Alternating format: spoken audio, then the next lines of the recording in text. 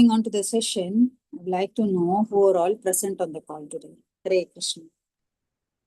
Hare Krishna Mataji, Dandavat Pranam, all glories to Srila Prabhupada. This is Neetu from Baltimore. Hare Krishna, Neetu Mataji. Please accept the obeisances. All glories to Srila Prabhupada. Thank you so much, Mataji, for joining the call and giving us your association.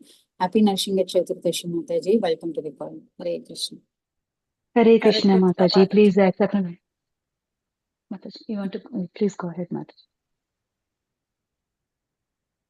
Hare Krishna. Hare Krishna Mataji. Hare Krishna Mataji. Please accept my humble obeisances. All glories to Srila Prabhupada. This is Uma from Portland. You recited very well, Mataji, Bhagavad Gita chapter. Hare Krishna, Uma Mataji. Please accept my humble obeisances. All glories to Srila Prabhupada. Thank you so much, Mataji, for joining the call and giving us your association. A very happy Narshinga Chaturdashi to you. And I'm sorry I didn't see your message on the chat box. So you can recite tomorrow, Mataji, Bhagavad Gita verse. So you can join earlier. The night timing, right? So you can join earlier and you can recite it. Hare Krishna. Hare Krishna. Happy Nrsimhadeva Chaturdashi. Hare Krishna. Please accept my humble obeisances. Of glories to Srila Prabhupada, of glories to the devotees. This is Sundari Rani from Denver, Colorado. Hare Krishna, Sundari Rani Mataji. Please accept my humble obeisances. All glories to Srila Prabhupada. Thank you so much, Mataji, for joining the call and giving us your association. Welcome to the call, Mataji. Hare Krishna.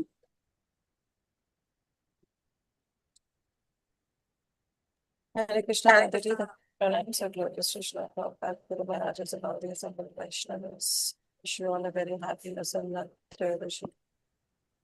Mataji, thank you so much for reciting so wonderful. Hare Krishna, Kirtida Sundari Mataji. Please accept my humble obeisances. All glories to Srila Prabhupada. Thank you so much, Mataji, for joining the call and giving us your association. A very, very happy Narshinga Chaturdashi to you also, Mataji. Hare Krishna. Welcome to the call, Mataji. All glories to you and your services, Mataji. Hare Krishna. Mataji, Sunil Prabhu is ready to take care of Q&A, but it will be good if you are also there. Yeah, okay, Mataji. I saw the message, yeah. Hare Krishna. Anybody else who would like to introduce themselves?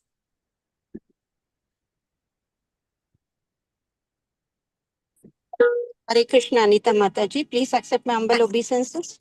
All glories to Srila Prabhupada and all glories to the Vaishnavas assembled on the call. This is Vasundhara Devi Dasi from Bangalore, India. Hare Krishna.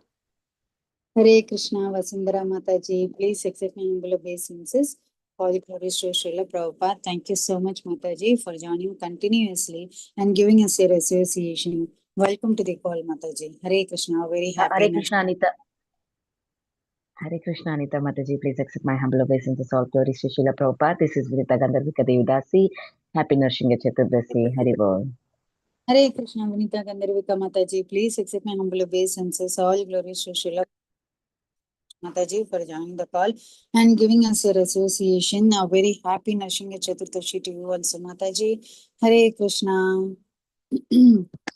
Hare Krishna, dear devotees. I once again welcome all of you to this Bhakti Sangha Japa conference call for the mid-morning session. Mataji, you can wait for a minute because it will take time, Mataji. Okay. Okay, go ahead. And we can chant one time for Preeti Mataji's grandmother. Everybody can unmute and chant one time. Hare Krishna, Krishna Krishna, Hare Hare, Hare Rama, Rama Rama, Hare Hare, Hare Bol. Hare Krishna. Praise to Lord Nrsimhadeva.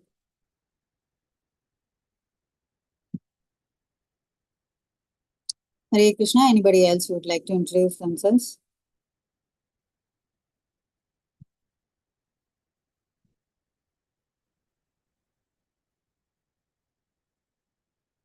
Brahmiram Mahavishnu Jalantam Sarvatomukham Nrsimham Bhishanam Bhadram Vidyurnityam Namamyaham Jai Nrsimha Shri Nrsimha Jai Jai Nrsimha Prahlada Jaya Padma Mukha Padma Bringa. Hare Krishna Mataji.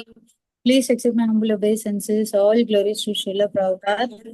Thank you so much, Mataji, for joining the call and giving us your association. So, dear devotees, I once again welcome all of you to this Bhakti Sangha conference call for the mid-morning session. And before moving on to the session, I would like to read Prabhupada's quote for today, 30th April. And Prabhupada has written from Fiji, we are giving you prasadam by eating. You one day will become Krishna conscious simply by eating, because you are so dull, you cannot understand the philosophy. You know the belly like the animals. So therefore, we are giving facility. All right, fill up your belly and you'll be infected.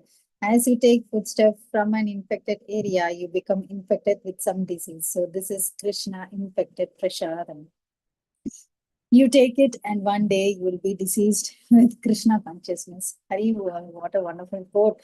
And today everyone must be having Rajbhog also for Nrsimha Chaturdashi. A very happy Nrsimha Chaturdashi to everyone. Jai Srila Prabhupada. Wonderful quote. Hare Krishna, dear devotees. Hare Krishna Mataji. Please accept my humble obeisances. All glories to Srila Prabhupada. Thank you so much, Mataji, for joining the call and giving us your wonderful association. And today's topic will be prayers of Prahlada Maharaj to Nrsimhadeva. A very, very happy Nrsimha Chaturdashi to you, Mataji. Hare Krishna. Over to you. Thank you very much. A very happy Nrsimha Chaturdashi to all the devotees of the Sangha call. We'll begin with prayers. Om Ajnanatimirandhasya Jnananjana Salakaya Chakshurumilitam Yena Tasmai Sri Gurave Namaha. Sri Chaitanya Manobhishtam Sthapitam Yena Bhutale Swayam Rupah Kada Mahyam Dadati Swapadantikam. Namo Om Vishnu Padaya Krishna Preshtaya Bhutale Srimate Bhakti Vedanta Swaminiti Namini. Namaste Saraswate Deve Gauravani Pracharini Nirvishesha Shunyavadi Paschat Deshatarine. Jai Sri Krishna Chaitanya Prabhu Nityananda Sri Advaita Gadadhar Sri Vasadi Gaur Bhakta Vrinda.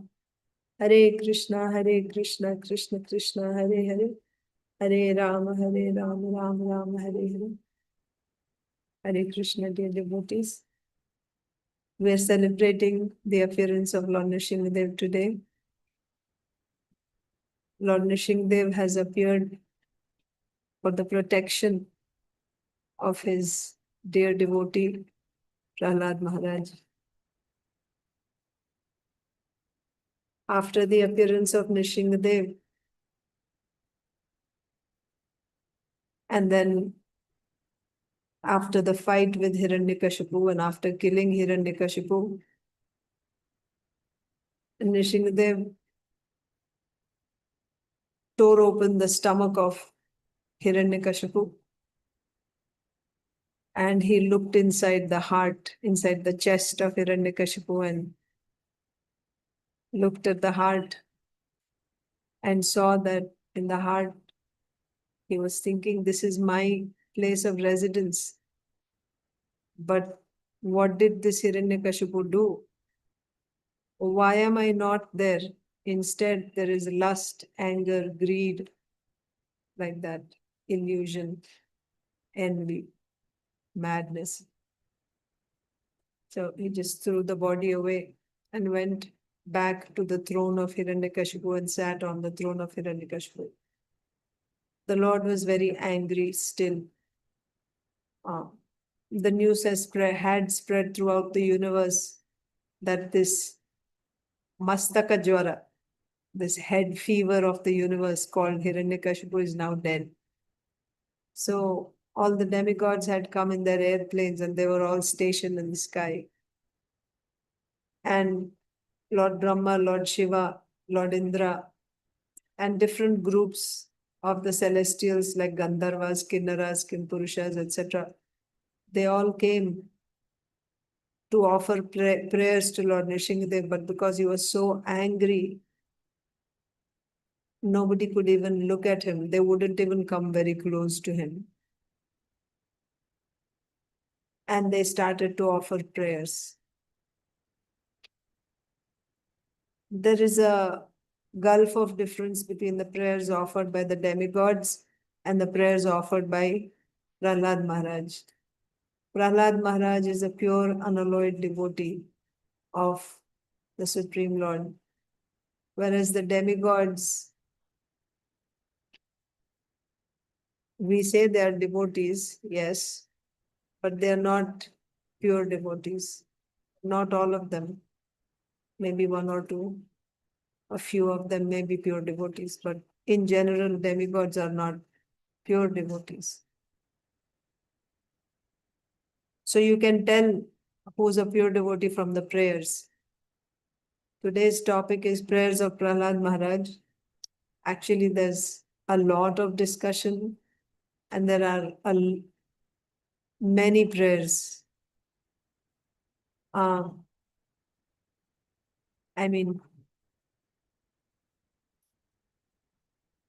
don't think it will be possible to cover all the prayers in the given time that we have. Maybe I can cover some principal prayers.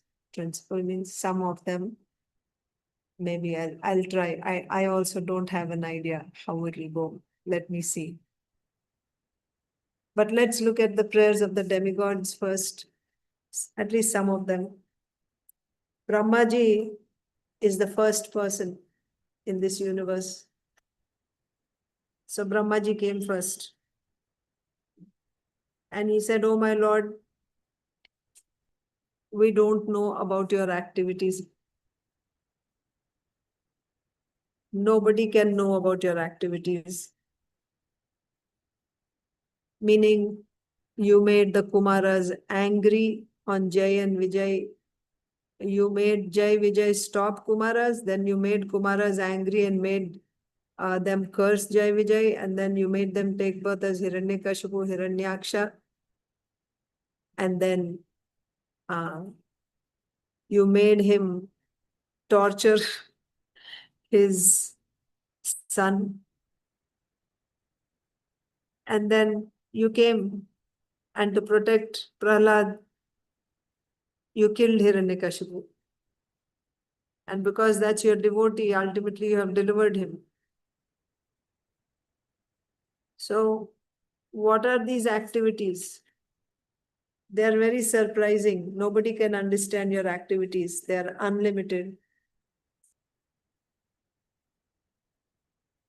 Like this, Brahmaji prayed.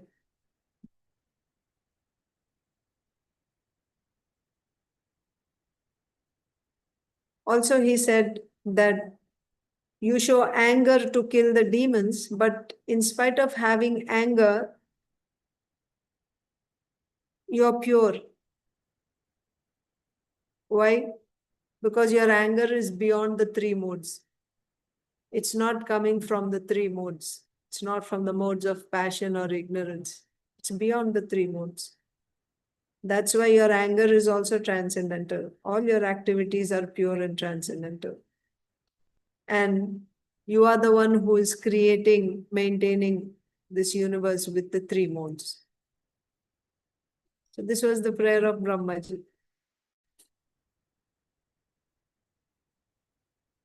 So in essence, nobody can estimate your powers. And you are the one who's creating, maintaining this universe with your potency. Then Rudra, Lord Shiva came. He offered his prayers. So they were all standing, all the demigods were standing. So one after another, they were offering prayers. So Rudra said, "My Lord, when you appeared, you made such a loud sound that everybody was thinking that is this the time of devastation? Such a loud sound has come. This must be the time of devastation." But I didn't think like that, because I assist you in Pralaya. I know when it is real Pralaya, real devastation. I know when it will happen, because I am the one participating in it, assisting you. So I didn't think, when I heard that sound, I didn't think that this was the time for Pralaya. And also this anger of yours, because people were seeing your anger also, they were thinking this is the time of pralaya. This anger, I can see, it is just to protect your devotee. You are Bhakta Vatsala. You are very affectionate to your devotee. That's why you show this anger. This Hiranyakashipu, what is his power in front of you? He is alpaka, insignificant. He's like an insect. You finished him only to save your devotee Prahlada. Then Lord Indra came. Listen to Lord Indra's prayers. He said, initially, Lord Indra speaks like he's a pure devotee. So he's saying, my dear Lord, until now, we have been away from your lotus feet.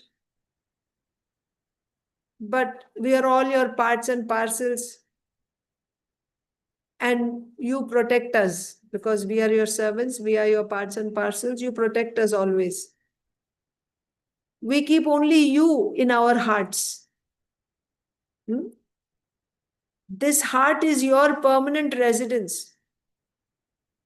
But when this demon Hiranyakashipu took birth, since that day, since the birth of Hiranyakashipu, this place of yours, this residence, that means my heart, our hearts, they were occupied by this demon. Ever since Hiranyakashipu took birth, he occupied your residence. That means my heart, our hearts, he has occupied. How? When, the moment they took birth, demons, when they take birth, immediately they grow up. And after they grew up, they were like ready to go and conquer all the demigods. Hiranyaksha headed towards Swarga. So when the demigods heard about Hiranyaksha coming, they didn't even stay to fight with him. They got so scared. They were so fearful that they left their homes, their residence, and they ran away. So what Indra is saying, Lord Indra is saying here is that this Hiranyakashipu, he occupied your place. Why? How? Out of fear. Now we are not thinking of you anymore. Ever since they appeared, we are absorbed about him. We are always thinking about him in fear. Because of fear, we are not able to think of you. He has completely conquered our minds through fear. That's why he's saying that he has taken your place. He said, our hearts are like a lotus. At night, the lotus closes, and during the day, it opens. So this Hiranyakashipu, his ignorance is like darkness. Because of this Hiranyakashipu, our hearts were, shrunken or closed. But now that you have appeared, my Lord, like the sun, once again our hearts have opened up. They've bloomed. So now one person can ask, oh Indra, you're talking like a pure devotee. Then why do you always run after Indrapada, the post of Indra? The pure devotees of the Lord, they don't care for posts and position. They don't even care for Brahmaji's post. They don't care for liberation. What to speak of Indra's post? Why are you running after Indra's post? So Lord Indra says, of course I'm a devotee, but I'm not a pure devotee like all of you. I am Sakamaha. That means I have material desires. So in that sense, actually I'm not a devotee. But your pure devotees are different.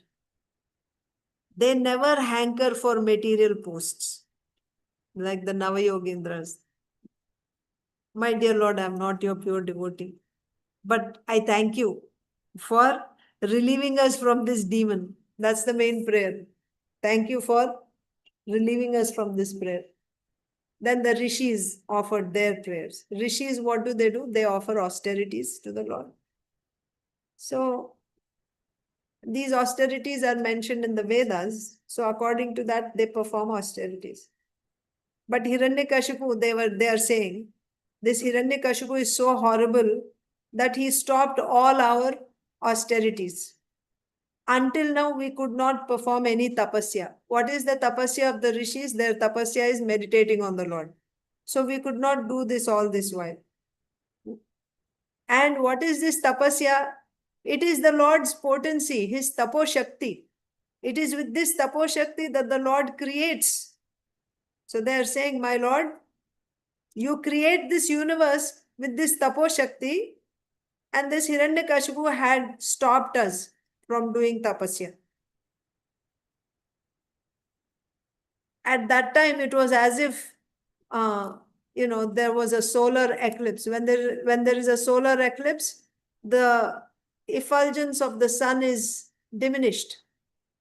Similarly, when this Hiranyakashipu stopped our tapasya, it was like Rahu covering the sun. Rahu means this Hiranyakashipu, and the effulgence is our tapasya. But now, by killing this Hiranyakashipu, we are very happy. So please give us permission so that we can go and resume our tapasya. That's their prayer. Then the Pitas, Pitra Devatas or Pitas, they said, my Lord, we've been so hungry because whatever oblations were being offered by our descendants, this Hiranyakashipu took all those and he didn't give us. He was eating them himself. The sesame, water, drinks, and whatever grains were being offered by our descendants, he didn't give us. Instead, he took it all. He ate them. Now you tore open his stomach and you showed us all the food that he has eaten, our share that he has eaten. Thank you so much. Now we can get our share once again. We are so happy. And they paid their obeisances to the Lord. Similarly, Siddhas. Siddhas means those who have these siddhis by performing Ashtanga Yoga. They have these siddhis. So they came and they said, they are offering prayers. So what is their opulence, Aishwarya? Their siddhis. Anima, Lagima, Prapti, like that. So they're saying, my Lord, this Hiranyakashipu has stolen all our wealth. What is their wealth? Yogic siddhis. He has stolen them and he is using those siddhis. And my Lord, you killed this Hiranyakashipu and you helped us a lot. That means now once again we'll get our siddhis. Like that. Then Vidyadharas. Vidyadharas means they possess different types of vidyas. One of the vidyas is Antardhan Vidya. That means the knowledge of disappearing. They can just disappear. So all their vidyas were stolen by Hiranyakashipu. Basically, Hiranyakashipu stole everything from everybody in this universe. He just usurped everything. So they said, my Lord, by killing this Hiranyakashipu, you helped us a lot. They paid their obeisances. The Nagas. What do Nagas have? They have beautiful jewels on their hoods, like money. And also they have beautiful Nagapatnis. Hiranyakashipu took all their jewels and also their beautiful wives. So they are very sad that until now they are without their wives. And they came and they said to Lord Nrsimhadeva, my Lord, we were very unhappy all these days, for we were without our wives. You tore open this demon's stomach. By this, our wives will become very happy. You did such a wonderful thing. We pay our obeisances to you. Then the Manus, they said, actually, they didn't say anything. So one after another, the demigods are offering prayers. So next, the Manus were standing and they didn't say anything. So the Lord looked at them as if to say, why are you not praying? So then they started praying, my Lord, who are we? We are always your followers, your order carriers. We are nothing, right? Hamari kya औकात hai? Like that. Who are we? So we are Manus. We follow whatever rules and regulations you establish. That means Varnashrama dharmas. Whatever you have established, we follow that. And this Hiranyakashipu, he just destroyed all the systems, Varnashrama dharmas. He just stopped everything. You killed him. And that means we are grateful to you that you killed him. Once again, the systems will be established in society. So we are always your followers, right? We have been following, and in future also we will follow your orders. We pay our obeisances to you. We are always your servants, like that. The Manu said. Prajapatis, they offered their prayers. Who are Prajapatis? Daksha, Kashyapa, Marichi, like this. Their function is to expand progeny. And they said, my Lord, this Hiranyakashipu was so demoniac. He didn't allow us to produce progeny until now. He ordered that no Prajapati should produce children. Only the Asuras should procreate. Asura population should increase. But now you protected us. This form of Lord Nrsimhadeva is so auspicious. Then the Gandharvas said, Gandharvas are dancers. Usually they dance in some royal courts, like Lord Indra's court. And they said, my Lord, this Hiranyakashipu, he's so demoniac. He brought us all to his court and he made all of us dance for him. Until now, we danced and sang for him only. Now all this is over by your killing him. We pay our obeisances to you. Charanas. Charanas are followers of sadhus. They said, my Lord, you don't like to see your devotees and sadhus being tortured. That's why you killed Hiranyakashipu. You reside in the hearts of sadhus always. That's all. That's what they said, Charanas. Yakshas said, Yakshas, they do Yakshaganam. That means they sing. And they sing the glories of the Lord. However, they do it like an occupational duty. So it is their vritti, their occupation, to sing. And they sing the glories of the Lord. So they said, my dear Lord, we are always following your devotees. But this Hiranyakashipu made us carry his palanquin. He turned us into his servants.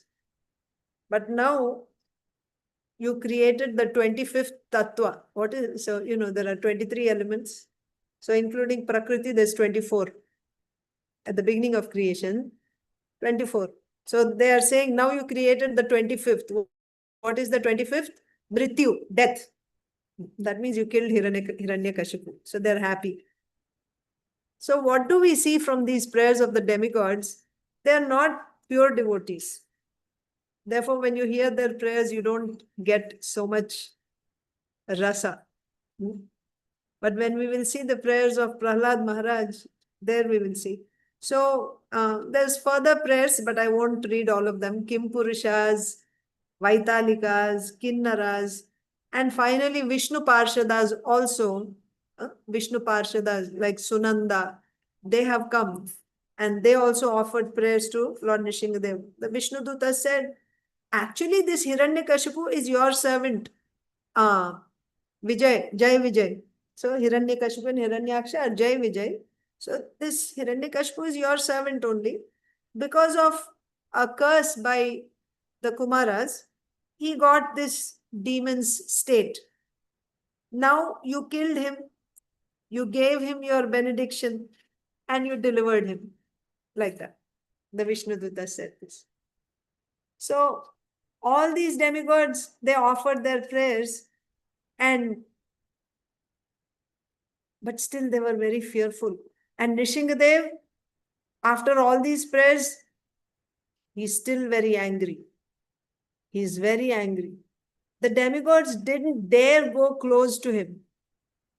They maintained a certain distance. They were not too far away, but also they were not too close to Nrsimhadev out of fear. So, seeing that the Lord is still in a very angry mood, they didn't know what to do. Two personalities were remaining. Everyone else had glorified the Lord. They were Lakshmi ji and Prahlad Maharaj. So they all turned to Lakshmi Devi. They thought it would be better to send Lakshmi Devi near the Lord. So they requested her, my dear mother, please go and pacify the Lord's anger. So Lakshmi Devi took a few steps towards the Lord. And when she saw his face, immediately she said, oh my God, I didn't see such a condition, such a state of the Lord ever, nor did I ever hear before. That means I've never seen my Lord like this, nor have I heard of anything like this before. I cannot go. I cannot go. So she also didn't go close to the Lord to pacify him. You may get a question, how is it that Lakshmi Devi is saying, we know Lakshmi Narasimha. She is the consort of Lord Nrsimhadev. And this pastime is happening in every kalpa. Why is Lakshmi Devi saying that I've never seen this Lord in this form and I've never heard of this? This is the doing of the Lord's Leela Shakti. The Leela Shakti covers the knowledge of the devotee. Why? So that in that Leela, there is rasa. It appears new. So the devotee will get this adbhuta rasa, wonder, right? What is this? So you see this in all pastimes. The cowherd boys. Krishna's eternal Leela, right? He's killing all these demons. Of course, in this Bhauma Vrindavan, he's killing all these demons. And the cowherd boys, they know. But every time they see Aghasur, it's like they're amused. They're amazed. How is this happening? Because of Leela Shakti. Similarly, here also Leela Shakti covers Lakshmi Devi's knowledge. So therefore, she's like, what is this? I've never seen this form before. So she didn't go. Now who's remaining? Only Prahlad Maharaj is remaining, one person. So he was standing very close to Brahmaji. So Brahmaji said to Prahlad Maharaj, hey Prahlad, oh my dear one, the Lord is full of anger. Why is he so angry? He's angry because of your father. That means the Lord is like this because of, for your sake only, he's like this. So you should go and pacify him. That's the intention. So he's saying that because your father tortured you so much, he gave you so much pain, and the Lord could not tolerate this. And also your father wanted to kill you. And Narad Muni said that you cannot be killed. So the Lord came personally to protect you. Otherwise, Hiranyakashipu would have killed you. So to protect you, because you cannot be killed, the Lord has come for your sake. So, please, now you go and pacify the Lord. This whole thing has happened for you only. So you go and pacify the Lord. That's the idea. And Prahlad Maharaj, saying, yes, my dear great-grandfather. Why great-grandfather? Prahlad Maharaj's father is Hiranyakashipu. Hiranyakashipu's father is Kashyapa Muni. Kashyap Muni's father, Brahmaji. Like that. So yes, my dear grandfather, I will go. And slowly Prahlad came near the Lord with folded hands. And he fell flat in front of the Lord on the ground. in Dandavat obeisances, like this, hands folded, and he fell at the lotus feet of the Lord. The Lord was so angry until now. But when he saw Prahlad offering obeisances in front of him, he was filled with mercy. The Lord was filled with mercy for Prahlad. Why? Just thinking of how much faith Prahlad Maharaj had in the Lord, how much he tolerated. His father had meted out so many punishments. He spoke so many harsh words. In spite of all that, Prahlad Maharaj didn't budge even a little bit from his faith in the Lord. Besides that, he was just a small boy, hardly 5 years old. And the person that was threatening him and punishing him and trying to kill him was his own father. Can you imagine a small boy and his own father trying to kill him? Where could he go for help? Who else does he have? So thinking of Prahlad's, and also he's surrounded by people who are not just non-devotees, but who are antagonistic. They considered Lord Vishnu to be their enemy. And there was constant anti-preaching going on against the Lord. They were preaching to Prahlad Maharaj, trying to brainwash him. Being under such circumstances and being threatened by life-threatening situations, they sent elephants to trample him. They put him in a pit of venomous serpents to kill him, threw him in fire, threw him off mountains. But he never gave up his surrender to the Supreme Lord. Therefore, when the Lord saw Prahlad Maharaj offering obeisances in front of him, his heart was filled with mercy, and his anger also disappeared, went away.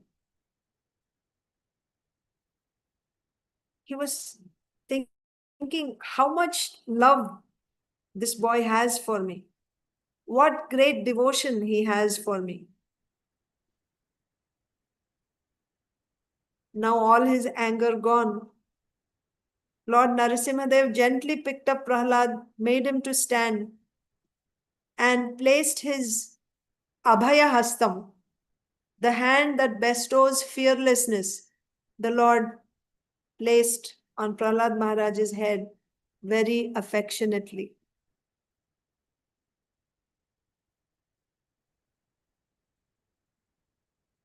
This Abhaya Hastam, significance of the Lord's,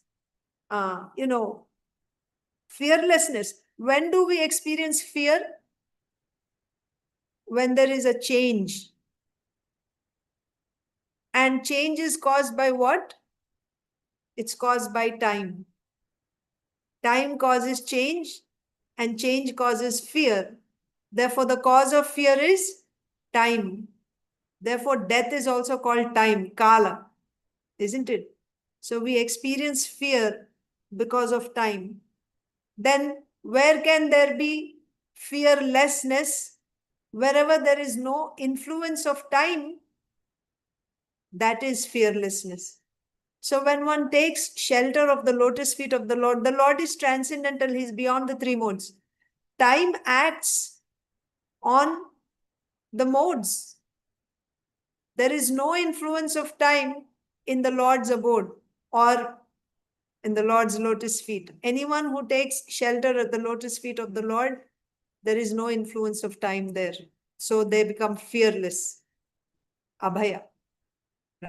Right? So when the Lord placed his Abhaya Hastam on Prahlad Maharaj. So it is significant, making him completely fearless.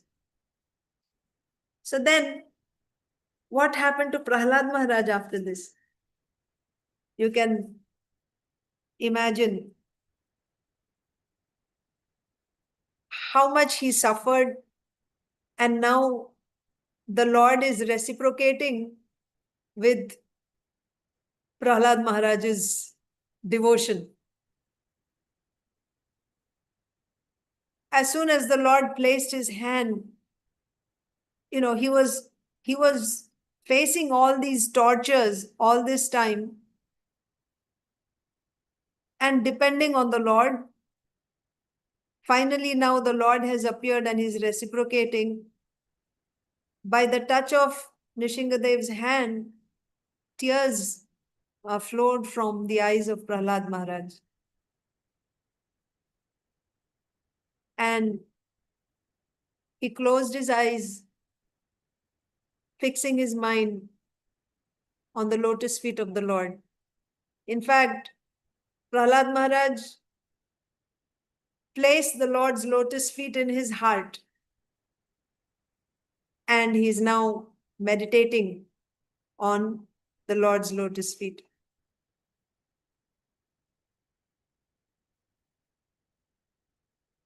And his heart is filled with love, his words are filled with love. He begins to speak in glorification of the Lord. He begins his prayers like this.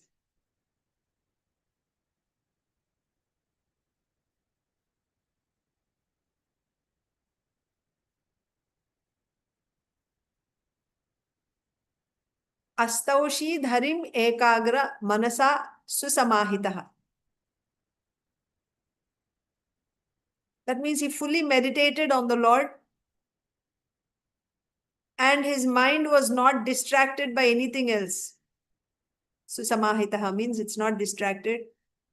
Prema gadgadaya. His heart was filled with love. Vacha. He began to speak. Tanyasta hridayekshanaha. That means keeping the Lord in the heart, fully focusing on his lotus feet. He's speaking like this. Prahlad Maharaj is saying, "Oh my Lord, you are Durgamaha, Ashcharyaha." Durgamaha means it's very difficult to reach you, to attain you. And you are very wonderful. So please bestow your mercy. You have to note one thing here. All these demigods are present. They all offered their prayers. The Lord was still not pacified. Even Lakshmi Devi also came. She didn't offer prayers. She just went away. Now Prahlad Maharaj is called and he's going to offer prayers. With this in your mind, you listen to what Prahlad Maharaj is saying. He's saying, great people like Brahmaji and all others who are present there, they are in Sattva Guna. They are in the mode of goodness. But Sattva Guna is not the cause for receiving your mercy. In this world, if one is always doing charitable, social welfare activities, does that mean by that he can attract the Lord's mercy?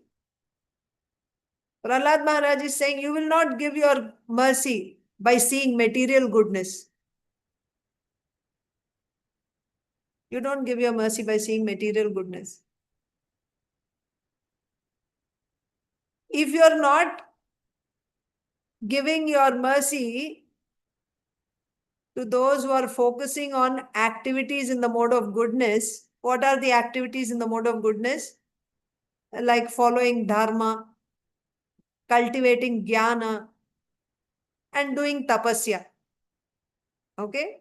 Dharma, doing your, like giving charity, etc. This is dharma. cultivating jnana, cultivating knowledge, and doing austerities. So you are not attracted by these. You don't give your mercy seeing these things. Then if one cannot get your mercy by being in goodness, what to speak of those who are in the mode of ignorance? Those who are doing adharma, those who are in ajnana, and those who are always absorbed in bhoga, enjoyment, no tapasya. Can they expect to receive your mercy? No, my Lord. By that, they will not attract your mercy. That means people in the mode of goodness, that means material goodness, those who are focusing on activities in the mode of goodness, they cannot receive your mercy. Those who are doing dharma and cultivating jnana and doing tapasya, if that is not the cause to attract your mercy, what to speak of those who are in ignorance? How can they attract your mercy? My dear Lord, I am coming from Asura Jati. That means by birth, in my blood, I have this adharma, ajnana, we are in ignorance, and we have this tendency to enjoy. How can I please you? You are not pleased by all these personalities who are in the mode of goodness, and I am not even in goodness. I am in ignorance, coming from Asura Jati. How can I please you? Just see the humility of Prahlada Maharaj. Further, he's saying someone may use beautiful, decorative, pleasing words to describe you, right? Very nice, decorative words. They're poets, right? Nice words they can use. But even those words are not going to attract your mercy. You know, some people have this art of poetry. You just describe a scene, like you give them a scene and they can write beautiful poetry. Like that, if you give them a picture of the Lord, they can write nice poetry about the Lord's form also. But he has no love for the Lord. Then his words are not going to attract the Lord's mercy. Prahlada Maharaj is saying, I don't know such words, nor are you pleased by such words. I belong to Nicha Kula, right? A very low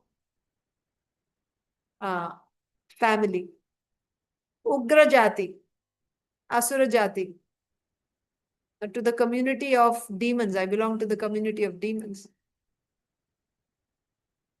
How can I please you? How can I get your mercy, my Lord? That's his mood. Further, he's saying, you're also not pleased by great wealth. Some people think that if I have a lot of wealth, I can please the Lord. Right? A rich man, he can arrange for a big program and he's offering 1,000 boga items. And another devotee is a poor man, he can only offer one item, but he's doing it out of love. Sometimes, even as devotees, we think the person who's offering such grand offerings, he's a great devotee. And the other poor man, he doesn't have as much devotion because he's not doing such great, big, grand offerings. Is the Lord thinking like that? Prahlada Maharaj is saying, no. The Lord is not pleased by dhana, by wealth. What he is pleased with is, Prahlada Maharaj will say, with the bhakti, with the devotion. So there's nothing wrong with offering 1,000 items, provided that is done with love, then it is fine. Similarly, it is not that anyone who's just offering one item is a Sudama Brahmana, he's a great devotee. No. Offering that one item, what is your consciousness? Are you offering with great love or you have no feeling? You just offer that. So what attracts his mercy is devotion, not wealth. The Lord is not pleased by wealth. He's not pleased by high birth, by the potency of your senses or your mind, by your power or influence, nor by your Ashtanga Yoga, Jnana Yoga or Karma Yoga also. He's not impressed by these things. Prahlad Maharaj is saying that, my Lord, you are not pleased by wealth, you are not pleased by birth, by somebody's, they have strong senses and mind. You're not, intelligence. He's not impressed by these things. You're not pleased, my Lord, by Ashtanga Yoga, Jnana Yoga, Karma Yoga. Then Nrsimha Bhagavan asked, okay, Prahlad, I'm not pleased by all these things. Then what am I pleased with? Tell me. And Prahlad Maharaj says, Bhaktya tutosha. You will be pleased by bhakti, my Lord. You were pleased by bhakti, you are pleased by bhakti, and you will be pleased by bhakti.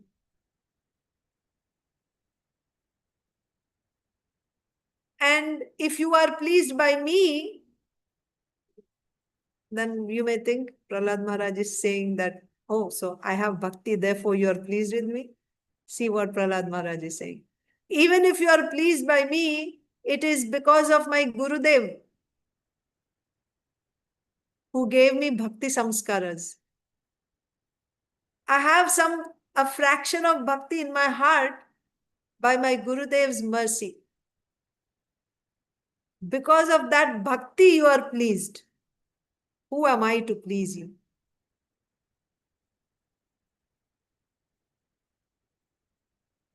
Now, he is further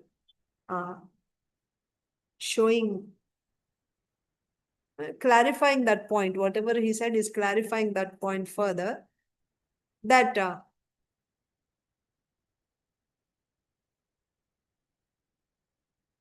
even a Brahmana who has the 12 qualities that Brahmanas possess, such a Brahmana, if he has no devotion, Prahlad Maharaj said, what is going to please the Lord? Bhakti is going to please the Lord. One may be a Brahmana with 12 qualities, but if he has no bhakti, then he is less than a Chandala. Chandala is a dog eater. A Brahmana, what type of Brahmana? Who is decorated with all 12 qualities. That means he's the best Brahmana. But he has no devotion. Such a Brahmana is less than a Chandala, a dog eater. If a Brahmana is less than Chandala, then what to speak of Kshatriya, Vaishya, Shudra? Certainly they are also lower. Brahmanas have knowledge. They are renounced. That means they don't have attraction for material things.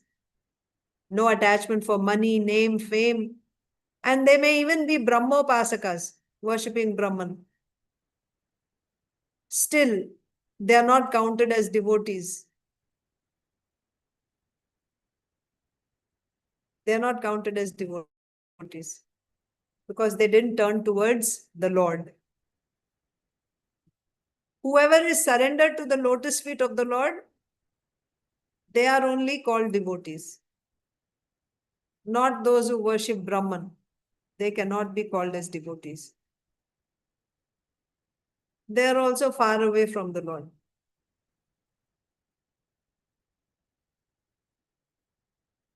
And on the other side also it is said, if this Chandala, if a Chandala is worshipping the Supreme Lord, then he becomes better than any Brahmana. So both ways. A Brahmana, if he's not a devotee, he's less than a Chandala. But if somebody is taken birth in a Chandala family, but if he's a devotee, then he is better than the Brahmana who has those 12 qualities. You're getting the point, right? Brahmana is not a devotee, but has qualities. Brahmana's qualities, but no devotion. He's less than a Chandala. Chandala, he's a Chandala, but he has devotion for the Lord. He's better than a Brahman. So he's just, once again, reinforcing that point that the Lord is not concerned with your birth or any other qualifications. He's only concerned with bhakti. That's the point. After hearing this, the Lord said to Prahlad, so you're saying that I'm satisfied by bhakti only? Okay. And that's good, very good. You're glorifying me very nicely. If someone glorifies me by doing Shravanam, Kirtanam, then I will be pleased with that person. But if someone else does much austerity, then I won't be pleased with him. You're saying that, right, Prahlad? That if somebody did Shravanam, Kirtanam, glorified me, I'm pleased. But if someone else is doing austerities, I'm not pleased. That means I become happy when they glorify me. And I'm not pleased however hard they work, however austerities they perform. You mean to say that I'm so selfish? I'm so eager to be glorified by others? To receive respect from people? You mean to say I'm like that? Prahlad Maharaj is saying, what is Prahlad Maharaj saying? No, my Lord, you're not like that. You're not hankering for respect from others. He's saying, my Lord, you're not hankering for respect from others. Like the Pitra Devatas were praying that we couldn't get, this Hiranyakashipu didn't let us get our offerings, oblations from our descendants. So they were waiting. They were dependent on the offerings. Is the Lord like that? That he's waiting and hankering for the glorification from his devotees, from others? He's waiting for that. So Prahlad Maharaj is saying, no, you're not hankering for respect from others. If we didn't offer any bhoga to the Lord, it is not that he's going to go hungry. Prahlad Maharaj is saying, my Lord, my intention was not that you are hankering for offerings from others. Why? Because you are Nija Labha Purna. Nija Labha Purna. Purna means complete. Nija Labha. You're complete in yourself. That means you're self-sufficient. You don't need to depend for anything from outside of you. Then why you're accepting? If you don't need anything from everyone, then why you're pleased when people are offering to you? Whatever you're accepting from us, it is not for your sake. Rather, you accept it for our benefit. So when I say that you are pleased by bhakti, it doesn't mean that you are selfish. Many people argue like this. Oh, your Lord is only satisfied with the preachers who are sitting in air-conditioned rooms and just giving kathas. What about the rickshaw wala pulling rickshaw in the hot sun? Your Lord has no recognition for that person. What kind of a Lord he is? He is not pleased by the austerities performed. by the Gyanis. He is pleased only when somebody is making him offerings. What is this? So in answer to this, Prahlad Maharaj is saying, no, he's not selfish. He's Nijalabha Purna. He doesn't need anything from anyone. Still, he's accepting for the benefit of that person. And also, he's accepting offerings even from a foolish person. In this world, we see generally a learned person will not like to accept any respect from an ignorant person. An ignorant person who doesn't know the formalities of how to respect, who does not know Shastra, a learned person won't accept respect from such people. But the Lord is accepting respect from ignorant person and from everyone, all types of people he accepts. Because he's not accepting that for himself. He's accepting it for the sake of the person who's offering that.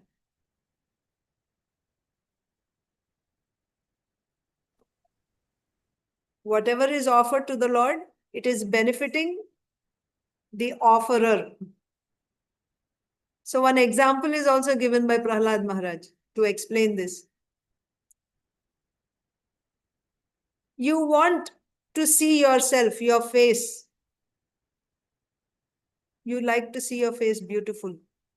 Can you see your face directly? You'll have to see your reflection in a mirror. Then you'll see how beautiful your face is. Now, if you want to see the reflection, you want to see that the reflection is very beautiful, what should you do? You should decorate the face nicely, right? You decorate this face, then the reflection becomes beautiful. You beautify the face, then the reflection becomes beautiful. If you try to decorate the reflection, will the reflection become beautiful? It won't. Like you start applying kajal on the reflection of the mirror, right? You put makeup and everything, earrings. Is it going to look beautiful? It won't. Here, the face is the Lord, Bimba. Bimba means the original. The face is the Lord. And the reflection is all of us, the devotees or the living entities. If you want to become happy, what should you do? You should serve the Lord and please the Lord. The more you serve the Lord, the more you become happy. Just like the more you decorate the face, the more the reflection will become beautiful.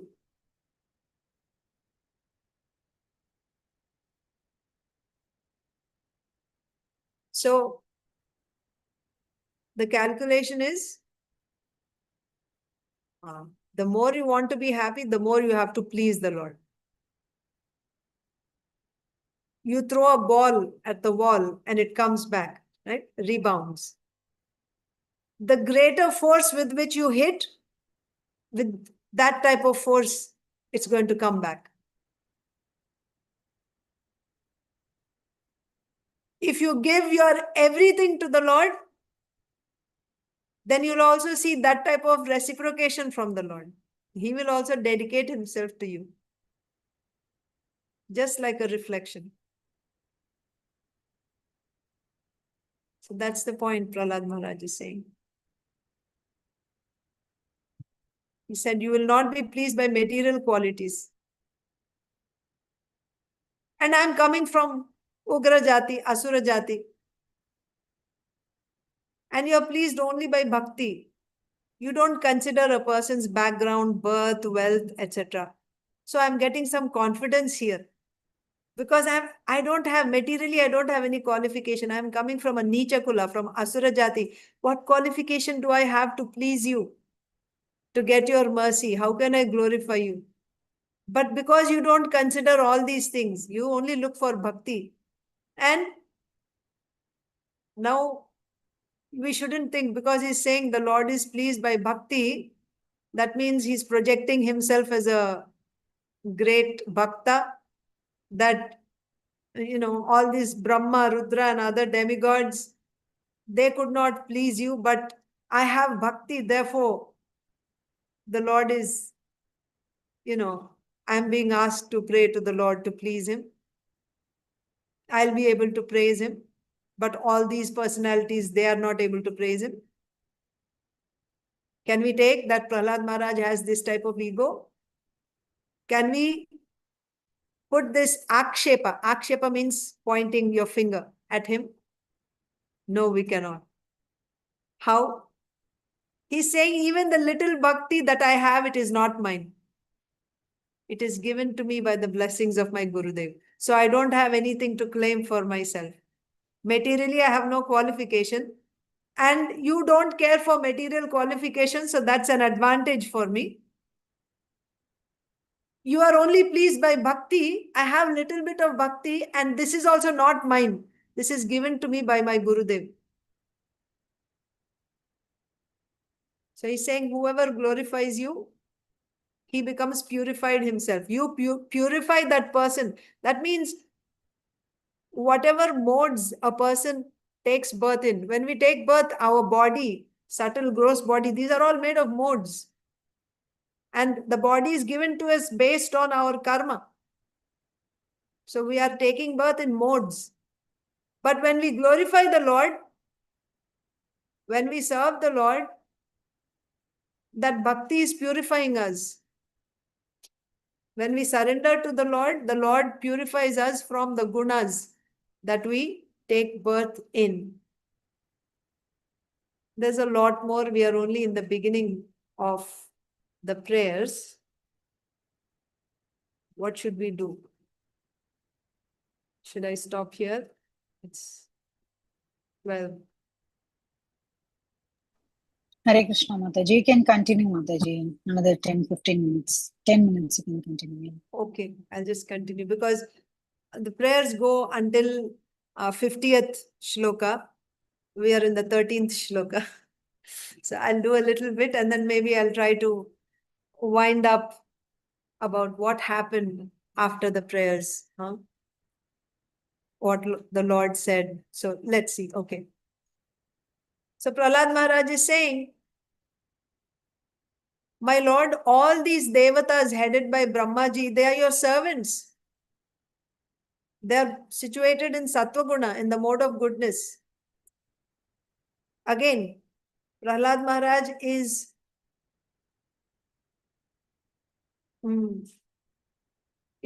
we see his humility in these prayers. He's saying all these demigods, they are in Sattva-guna. They are not like us. Us means himself and all the asuras who are full of fear. We asuras are always in fear. You have appeared for the protection of your devotee. Who's your devotee? This universe. So Prahlad Maharaj is saying that we are all demons. We means Prahlad Maharaj and everyone in all the asuras. We are demons. And that's why we are very unfortunate. Being demons, we are non-devotees. Why we are non-devotees? Because we don't follow your orders. You have set rules and regulations. You have made some orders in the scriptures. We don't follow your orders. That's why we are non-devotees and that's why we are unfortunate. We are always going against your orders. One point to be noted here. That means, according to Prahlad Maharaj, anyone who is breaking the Lord's orders or his dharma, he is a demon. What is the Lord's dharma? His dharma, what is the dharma that is established by the Lord? Varnashrama dharma. So, how do you measure demons? Those who go against the rules and regulations given by the Lord, they are called demons. Prahlad Maharaj is saying, we are demons. We always go against the rules and regulations given by you. That's why we are all unfortunate people But all these people, that means Brahmaji and all these demigods, they follow your rules and regulations. That means everyone else in the universe, except for us asuras, everyone else, all these people are following your orders. That's why they are your servants. And therefore you come to save them. They are your servants and you come to save them. Why they are your servants? Because they follow your orders. We are not your servants. We are all asuras. We go against your orders, against your rules and regulations. We maintain enmity with you. And as a result, we are always fearful. And being your order carriers and followers, all your servants are fearless. So this whole universe consisting of people who follow your orders, this whole universe is nothing but your devotees, because they're all following your orders. So, my Lord, you come for your devotee. Who is your devotee? This whole universe is your devotee because it's filled with people who follow your orders. And you come for your devotee to enrich the prosperity of your devotee. You come. And it is for the same reason you killed this Asura, Hiranyakashipu. You did this Asura Vada to protect your devotee. So here Prahlad Maharaj is not thinking that I am a great devotee and to protect me, the Lord has come. He didn't have this abhimana, this pride that the Lord has come for me and I am devotee. He's saying this whole universe is a devotee because everybody is following your orders. And he's counting himself as Asura. Asuras don't follow your orders, so therefore we are all unfortunate. We are not your servants. And you come for your servants. You come to protect your servants. You come for the universe, he's saying.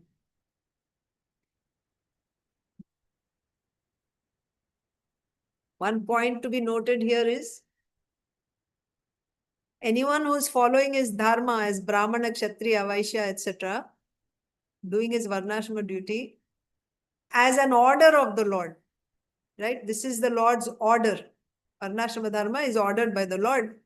And thinking that this is the Lord's order, if he does it, that following of dharma is also called bhakti. However, it is not Shuddha bhakti. It's called Aropa Siddha bhakti, but it is also bhakti.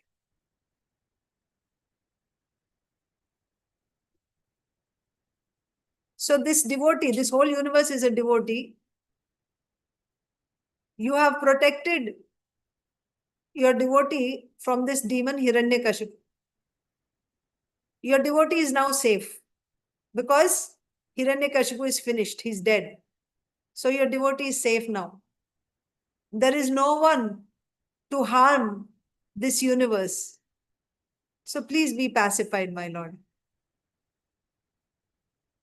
Prahlad Maharaj is saying.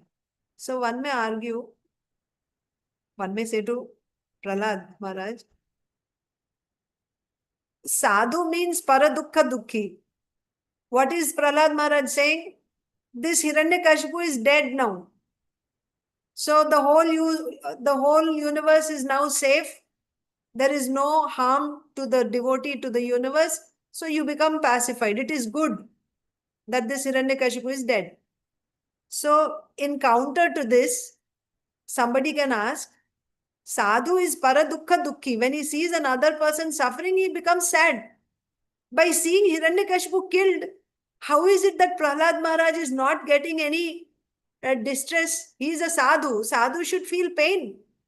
Hiranyakashipu is killed and still Prahlad Maharaj is not getting any pain, any dukkha.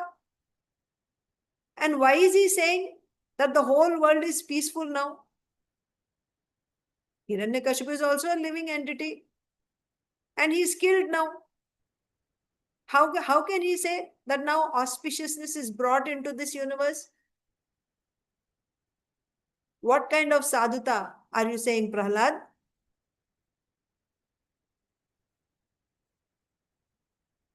You are saying sadhuta of the whole universe is achieved? This person is killed. He got pain. And you are saying that Sadhuta of the whole universe is achieved by that. What is this? How can you accept this? Prahlad Maharaj is saying, no. Sadhuta is achieved. Auspiciousness is achieved. How? Even a sadhu becomes happy when a serpent or a scorpion is killed. Because these animals are envious and poisonous. Without any reason, they come and bite you. Similarly, Hiranyakashipu also was envious. He tortured people without any reason. He's like a poisonous snake or scorpion. That's why by killing such a person, even sadhus become happy. There is nothing wrong in this. He's saying, my Lord, now you protected those who follow your orders. That means you protected this universe. And you annihilated those who go against your orders. So the Lord killed Hiranyakashipu and also his followers. So those who went against the Lord's orders, he killed. So you have protected those who follow your orders and you have killed those who went against your orders. Now everyone understood one thing. If anyone does wrong, he's going to be punished by you. This message everybody got. Now everything is over. That means the message that you're supposed to give, it's given. Everybody got the message. The devotee is protected and the miscreant is punished. Everything is done. It's all over now. There is no need to keep this avatara. So please calm down. Nrsimhadeva was angry. So he's saying there's no need to maintain this avatara. Calm down now. In this way, Prahlad Maharaj pacified the Lord. And he said one more thing. In future, there is no need to bring this avatara again and again. Like you came now to protect me. When Hiranyakashipu came, he was torturing me. You came. He didn't say me. He just said because Hiranyakashipu was torturing everybody. So he's saying there's no need for you to come again and again. Even if another Hiranyakashipu comes, simply the person who's being tortured by Hiranyakashipu, he has to remember you. By that remembrance, he is going to be protected from Hiranyakashipu. The way you came personally for me, in that way there is no need for you to come personally in future, for future Hiranyakashipus. Simply by remembering this form of yours, immediately they will be relieved from great suffering, great pain. And also, when they remember, they will become free from their pain. At the same time, the asuras will also be destroyed.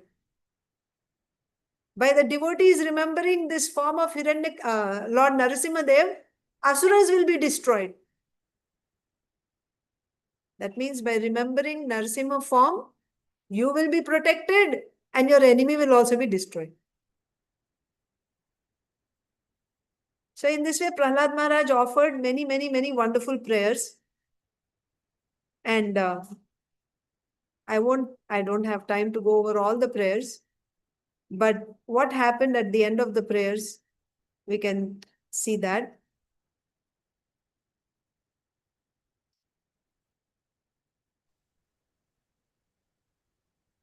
Hare Krishna Mataji. If you want to continue prayer and you can maybe continue part 2 next week. It is very interesting. Sure.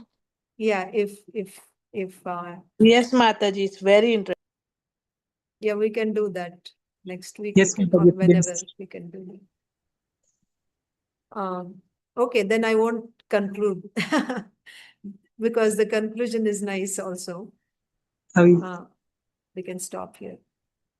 Hare Krishna Mataji, Dandavat Pranam. Thank you so much, Mataji, for so beautiful and so nectarian classes. Especially in the beginning only, you started with such a wonderful thing. Like when Nrsimhadeva was killing Hiranyakashipu, he was finding where am I in his heart, and he couldn't find himself. He just found this darkness, the lust, anger, and he threw his body in anger. And then the beautiful prayers of demigods.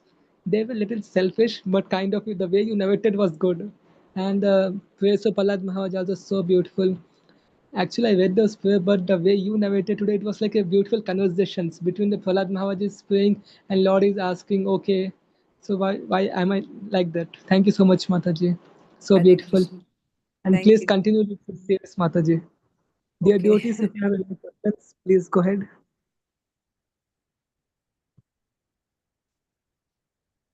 Hare Krishna Mataji, Dhaval Pranam. Wonderful class, Mataji. Mataji, one thing I learned today is you mentioned demigods. So demigods are you will not get that rasa from demigods prayer as compared to, I think there was a point Prahlad as compared to Maharaj. Prahlad Yes. Maharaj. So could you please elaborate a little bit so Yeah. on that one? The thing is, you see, in the prayers of demigods, you won't find the quality of Anya Abhilashita Shunyam. The prayers will clearly reflect that we had some problem, some material problem, and you have, delivered us from that material problem. Basically, this Hiranyakashipu was a problem in their life. Later on, some other demigods also, they say that he made us work for him, wageless workers. He wouldn't give any remuneration, but he made us work for him 24 hours. Now you killed him, so we are relieved. Thank you, my Lord. That means like Artharthi, like that, right? We are in some difficulty and the Lord has relieved us from that material difficulty. Or we wanted something and he has given that, like that. This is their prayer, basically. But what is Prahlad Maharaj's prayers? We will continue further. Time and again he will be saying, I only want servitorship at your lotus feet. Nothing about, oh, my father. Did you hear even once in Prahlad Maharaj's prayers so far, whatever we read, my father tortured me so much. The troubles that Hiranyakashipu gave to Prahlad Maharaj, he was just a small boy. But he never said even once. So this is the rasa that you get from his prayers, pure devotional service. He's simply asking for service. Later on also you will see. He will say when the Lord is offering him,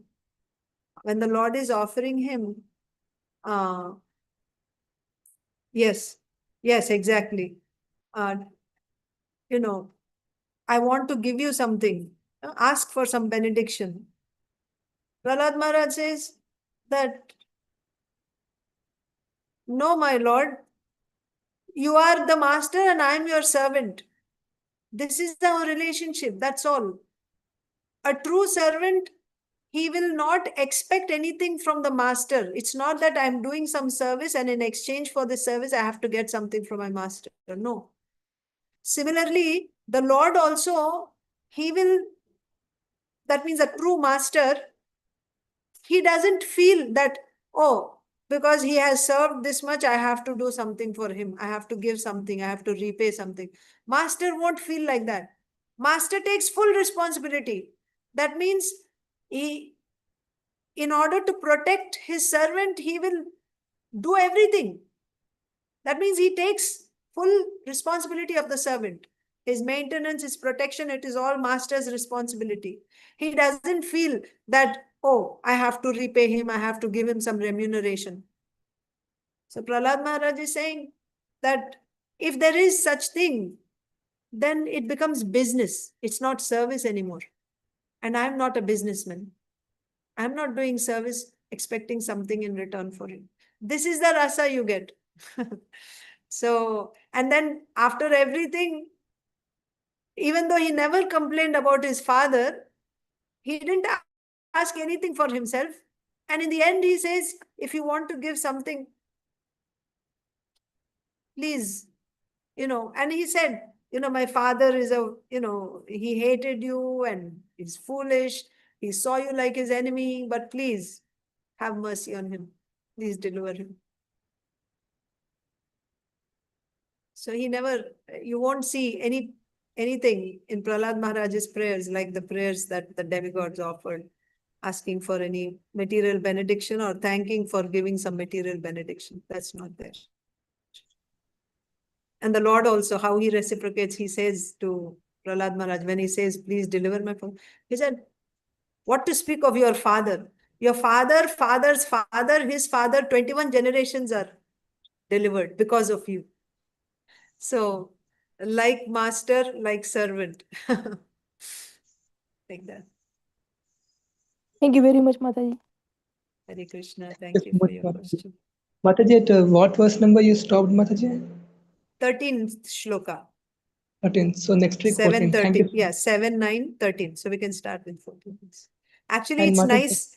I was actually thinking I will have to rush, like give a summary, but it's not possible, Prahlad Maharaj's prayers, how I will rush, how I will cover. Then finally I decided it's okay. Even a few verses, it's okay. But if I will continue, it's nice for me also. Nice meditation. Yes, yes, Prabhuji. Mataji. Yes. Hare Krishna, Mataji. Yeah, sure. We can continue. Of course, Prahlad Maharaj's prayers are really very wonderful. We don't, this 1 hour is not enough. So I think we can take a series of Prahlad Maharaj prayers. So let's see, Mataji. Hare Krishna. Thank you so much. Krishna. Thank you. Thank you. Thank you so much, Mataji. Just a question, Mataji, like regarding the Nrsimhadeva was searching into the heart of Hiranyakashipu, where am I? There is so much lust, and when he couldn't find himself, he threw away his body. So he was Yes. thinking, what with me? I mean, yeah, How there will is so much. he feel when he sees my heart? Right? Is that what you're thinking? Yes, Mataji, he may throw away or what? No, no. You are a devotee. Of course, we have anarthas, no doubt, but still we have turned to the Lord.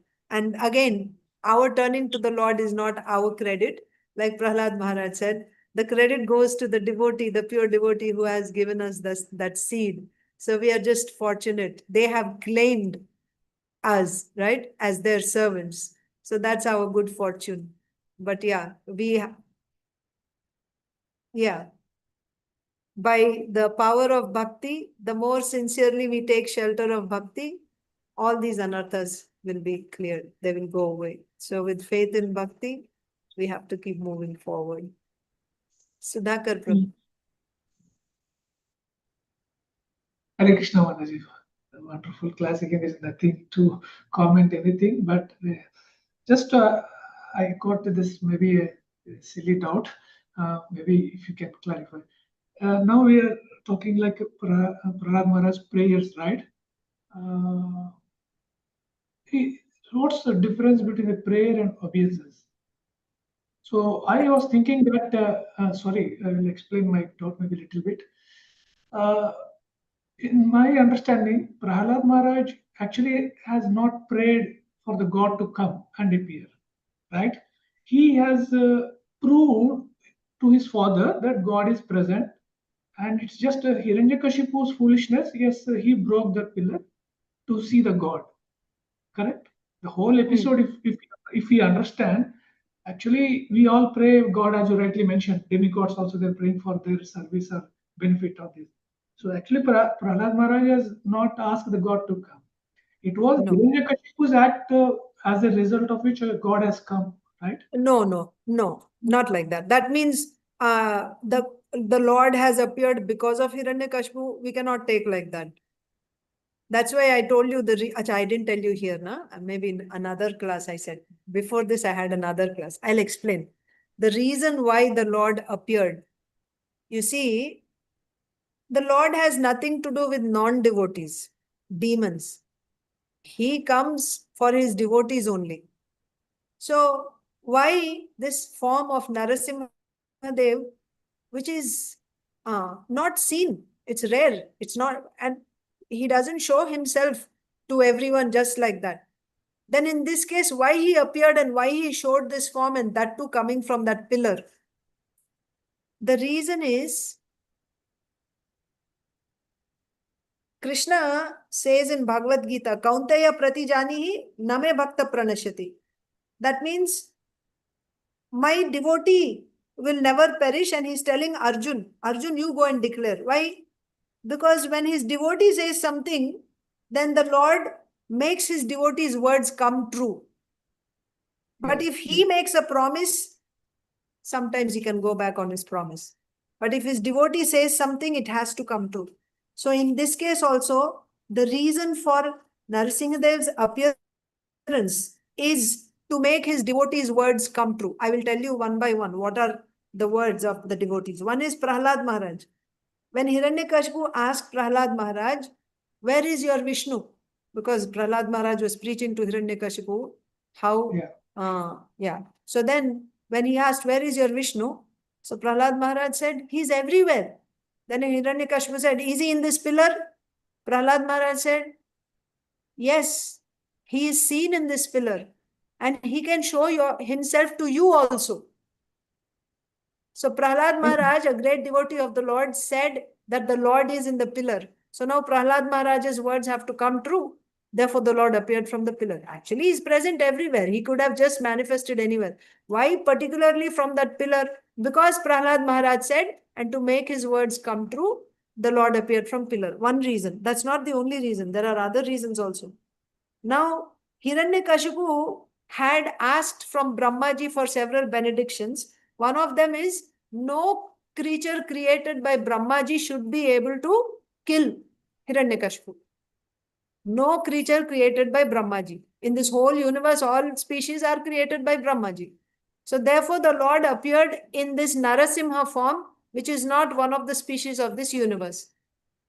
And then that means he's making Hiranyakashipu's words come true. So who is Hiranyakashipu?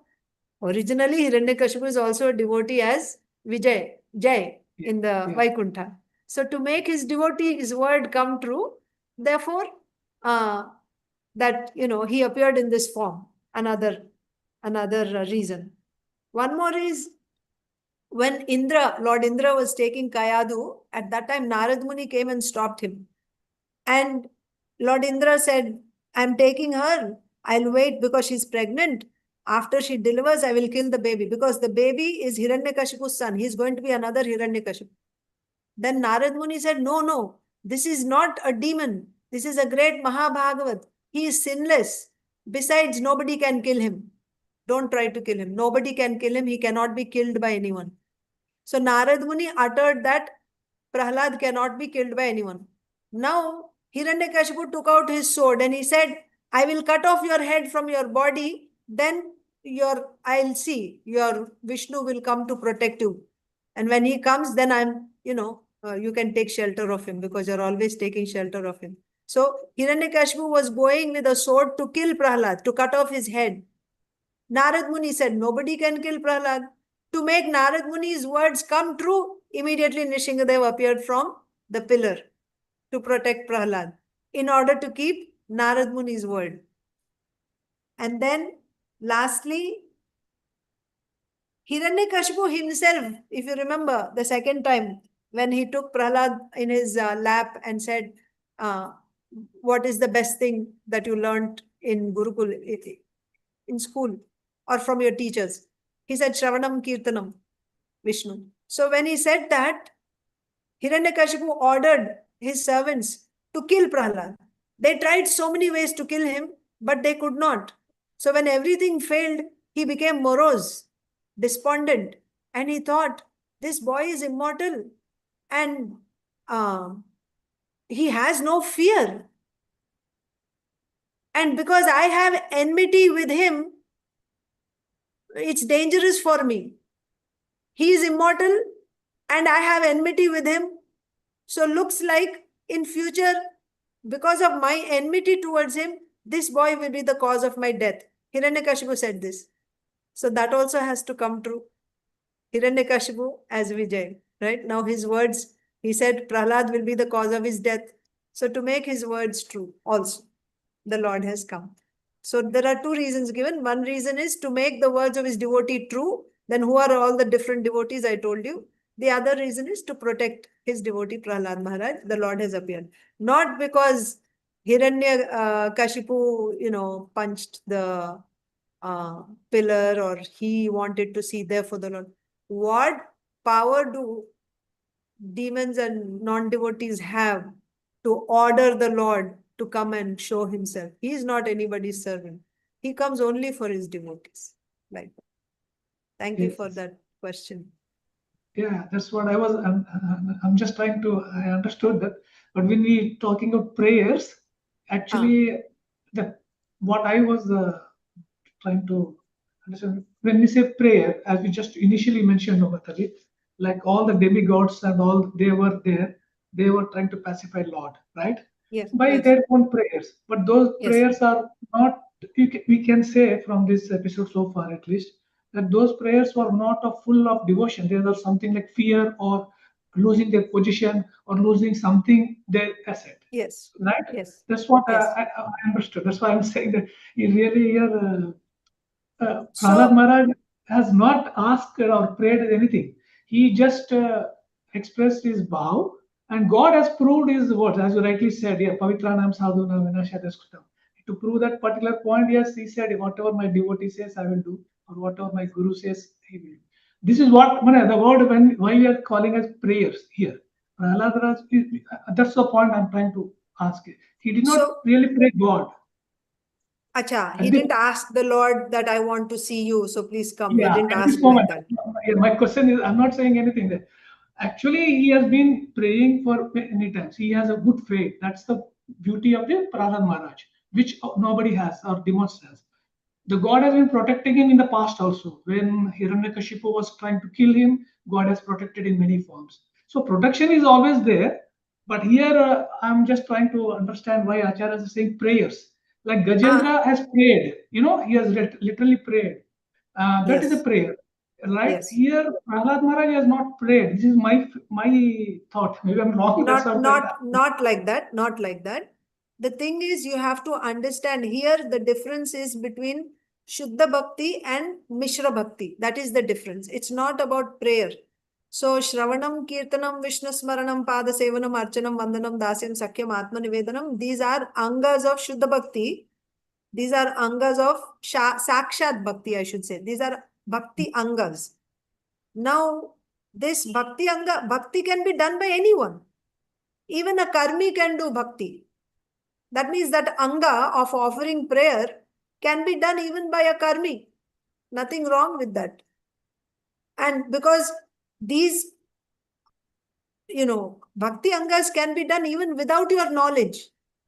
Unknowingly also somebody can utter the name of the Lord and he gets that result. So it's not that, Prahlad Maharaj did not offer a prayer. But what is important is the difference between pure devotion and mixed devotion. The demigod's devotion is mixed devotion. For pure devotion, 3 conditions have to be satisfied. Anyabhilashita shunyam, jnana karmadi anavritam, anukulyena krishnanushilanam. So here, the demigods don't have this anyabhilashita shunyam. That means not desiring anything in return. Prahlad Maharaj has that because as soon as you say pure devotee, then that has to be there. You cannot expect any material result or even liberation. The only purpose of doing devotional service is to please the Lord. That's just one condition. I'm not saying the whole thing. I'm just telling you about that one condition. But for someone's bhakti to be called pure devotion, all 3 conditions have to be satisfied. So, while offering prayers also, even if Prahlad Maharaj, now all these Prahlad Maharaj, when he's offering prayers, here also you will see clearly there is no expectation from the Lord. He's offering prayers to the Lord and he's not saying, show yourself to me. Never he will say that. He will say, give me the association of your devotees. Give me servitorship at your lotus feet. That is his prayer. Make me your servant. That's all. That is all he's asking. And that is satisfying Anyabhilashita Shunyam. When the demigods were offering prayers, Anyabhilashita Shunyam is not there. They're expecting something. That is the difference. Okay. Thank you, Mataji. Really, I understood. I had this doubt actually before this class, also a couple of days back. What's the difference between the worship and surrender? So now you clarified to me. Now it's a little bit clear. So I was trying to control what's the difference between worship and the surrender. So I was just contemplating it, and now I think you really clarified to me. Thank you. Thanks a lot. Hare Krishna. Hare Krishna Thank you. Mataji. Just a quick question. What were the other two? Anya Abhilashita and other two? Acha. Anya Abhilashita Shunyam. Second one is Jnana Karma Adi Anavritam. Third one is Anukulyena Krishnanu Shilanam. I'll try to tell you quickly. So this is the definition of Shuddha Bhakti as given by Srila Rupa Goswami in Bhakti Rasamrita Sindhu. So you have to start with the third one. To define Shuddha Bhakti, you start with the third one. Anukulyena Krishnanu Shilanam. So Anukulyena Krishnanu Shilanam. And in that also you start with Krishnanu Shilanam. In that Anushilanam, start with Shilanam. So Shilanam means activity done with your body, mind or speech. That is activity. But also Shilanam has a second meaning, non-action. Non-action means mood. So maintaining a mood, and mood can be of happiness or of sorrow. Right? Maintaining a mood of happiness or sorrow, that's one. Or doing actions with your body, mind, or speech, or not and. All three are not required. Anyone. So non-action is mood, action is with body, mind, or speech. Shilanam. Anushilanam means this action has to be done again and again and again. Not that you do for 1 hour in a day, 2 hours in a day. No. Continuously, again and again and again.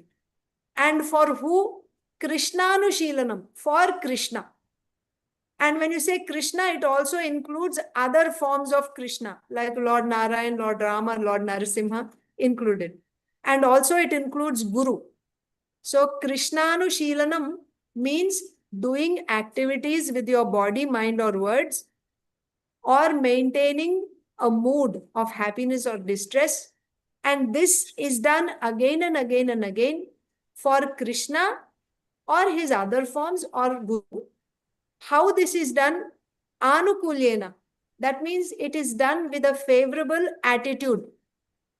Not that whether it is pleasing to Krishna or not. That's not important. What is the attitude of the performer? The performer's attitude should be favorable to Krishna. Because otherwise, Kamsa is also doing activities continuously, is thinking about Krishna. With his mind, he is doing Shilanam for Krishna. Then you will call his thinking of Krishna Bhakti.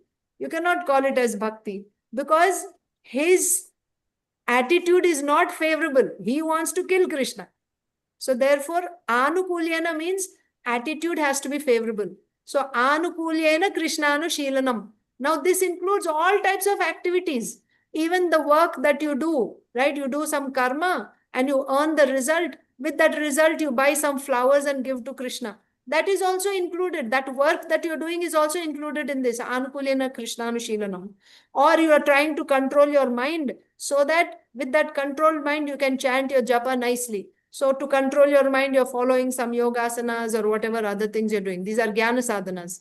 But why you're doing this? So that you can chant. So you're taking help. All these things are included in Anukulyena Krishnanushilanam. Anukulyena Krishnanushilanam means this is general bhakti, definition of general bhakti, not Shuddha Bhakti yet. Now to make this general bhakti into Shuddha Bhakti, 2 filters are given. Filters. That means it will filter unwanted things. And finally, you will end up with the condensed, only Shuddha Bhakti. What are these 2 filters? First one is Anyabhilashita Shunyam. That means this Shilanam, Krishnanu Shilanam, Anukulyena Krishnanu Shilanam that you are doing. And it Anu is said. So remember, it has to be again and again and again. 24 hours you'll be doing, not for some time. So this which you're doing, this should be done without any expectation of any material result or liberation. You're not expecting bhukti or mukti. You're doing it only for bhakti. This Anukulyena Krishnanushilanam is being done to satisfy Krishna for his pleasure, not for any sort of material result. My family should do well, my health should improve, I should get liberation, I should get a job, I should get good marks in my exam. This is not Shuddha Bhakti. only for Krishna's pleasure, you're doing 24 hours seva with your body, mind, or words and mood also. Then what is the second filter? Second filter is also there. Jnana karma adi anavritam. Now this anukulyana krishnanushilanam which you are doing, it should not be covered by karma jnana. That means now all other activities, your karma that you're doing, jnana sadhanas that you're doing, to please Krishna, no doubt. But all those are also filtered out by jnana karmadya anavritam. Then what is remaining? Only direct devotional service. That means Shravanam, Kirtanam, Vishnu Smaranam, Padasevanam, Archanam, Vandanam, Dasyam, Sakyam, Atmanivedanam. These are Navada, 9 angas of bhakti. But Srila Rupa Goswami gives us 64 limbs in Bhakti Rasamrita Sindhu. And in Hari Bhakti Vilas, Sanatan Goswami gives us many, many more, hundreds of limbs. So all of that is bhakti. You can do any of these 24/7. But not karma jnana. Doing work and offering the result of that work to Krishna, karma arpanam, that is not counted in Shuddha Bhakti. So you wanted to, Mataji had asked me to explain the three, the three parts in the definition of Shuddha Bhakti. So now you saw that, right? Yes. Thank you, Mataji. Thank you so much. Thank you so much, Mataji, for answering all the questions so patiently and looking forward for your next part. And in the chat, many devotees are thanking you, Mataji. Disha Mataji is thanking you, Anita Mataji is thanking you, Gopal Mataji is thanking you, and Amala Sundari Mataji, Lalitangi Mataji, and all devotees are so appreciating your class. Thank you so much, Mataji. Dear devotees, let us pay obeisances. Vancha kalpataubhyasya kripa sindhubhya eva cha patita पावनेभ्यो वैष्णवेभ्यो वैष्णवेभ्यो नमो नमः अनंत कोटि वैष्णव वृंद की की जय प्रभुपाद की की जय अर्चना you, भक्ति Mataji. माता जी की जय जय Hare Krishna Nrsimhadev Mataji, Dandavat Bhagwan Pranam ki Mataji. jai. Thank you Mataji. Happy Mataji Nrsimha ki jai. Chaturdashi. Thank you, Mataji. Hari Bol. Thank you, Thank Mataji. you. Hare Krishna.